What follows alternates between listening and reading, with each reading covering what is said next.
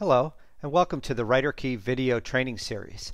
This video will show you how to add custom editing marks to use with all of your assignments. When I give feedback to students about their writing, sometimes I just want to have them notice an editing mistake and find the resources to fix it.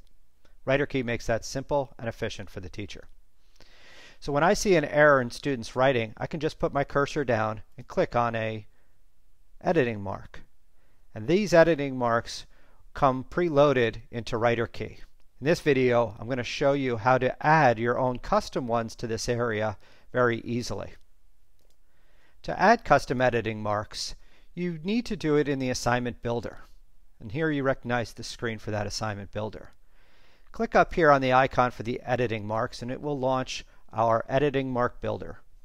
Here you can see the WriterKey recommended editing marks. These are the ones that came preloaded with your program. However, I can also make my own custom ones. To do that, it will launch the builder down here.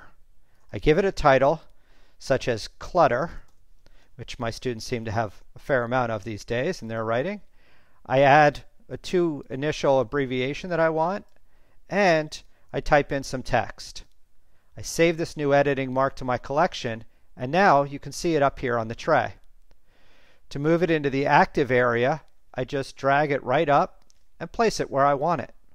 Now I want to use the clutter editing mark in all my future assignments, so I'm going to check this box and save and return to editing the assignment I was working on.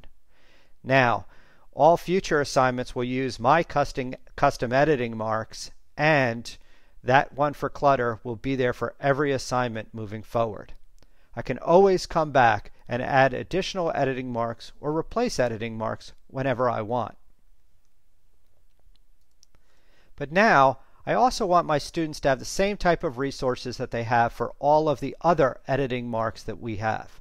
So for instance, if a student has an agreement issue, here's how they get access to resources. As you can see in the Training Center, now there's one for clutter.